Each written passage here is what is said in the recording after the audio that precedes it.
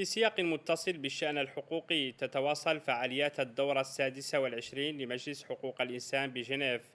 نهار يوم أمس شهدت عدة أنشطة للوفد الحقوقي الصحراوي المشارك في أشغال الدورة، حيث تم تسليط الضوء على قضية مقتل شابين صحراويين مؤخرا من طرف الجيش الجزائري من خلال رسائل موجهة إلى المقررين الخاصين وعدة شخصيات دولية. أسالك رحال وعبد الله المحمودي.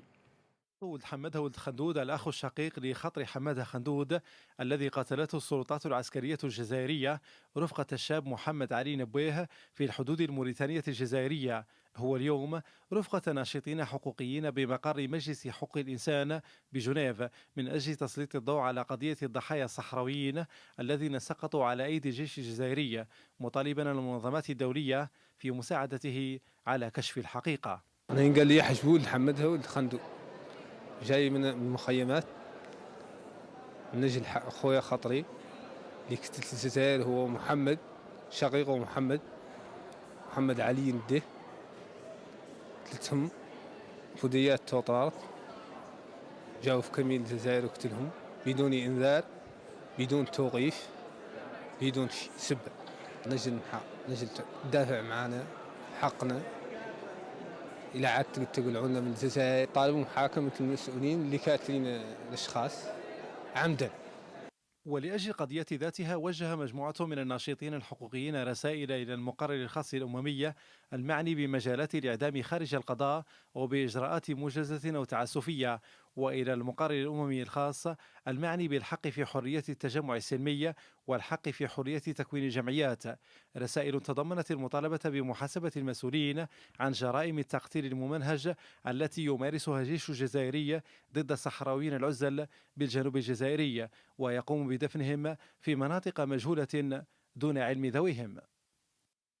سلمنا رسالة لبعض من القنوات لبعض من المنظمات الدولية هدفنا فيها أن لا يدفنوا هؤلاء الأشخاص حتى أن تقام تحقيقا على مقتلهم، لكن للأسف الشديد الحكومة الجزائرية قفزت على هذا المطلب الشرعي ودفنت المعنيين.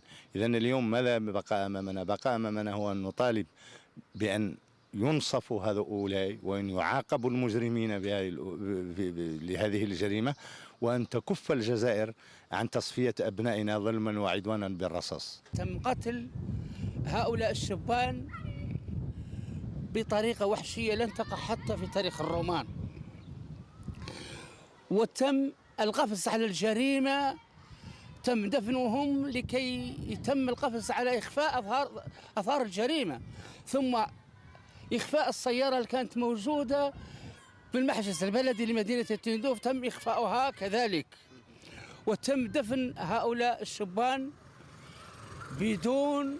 بدون حضور أدويهم، لا أبائهم ما حضروا وأخوتهم ما حضروا، ولا يوجد أي أحد.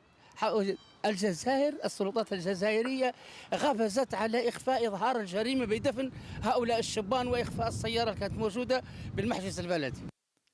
مسؤولون دوليون كبار أيضا أحيطوا علما بهذه القضية الحساسة. تشارلز غريف رئيس منظمة انترفيث انترناشونال الأمريكية الشهيرة هو أحد هؤلاء. الخبير الأمريكي وعد خلال لقاء معه بإيصال هذه القضية الحساسة إلى دوائر القرار في الولايات المتحدة الأمريكية.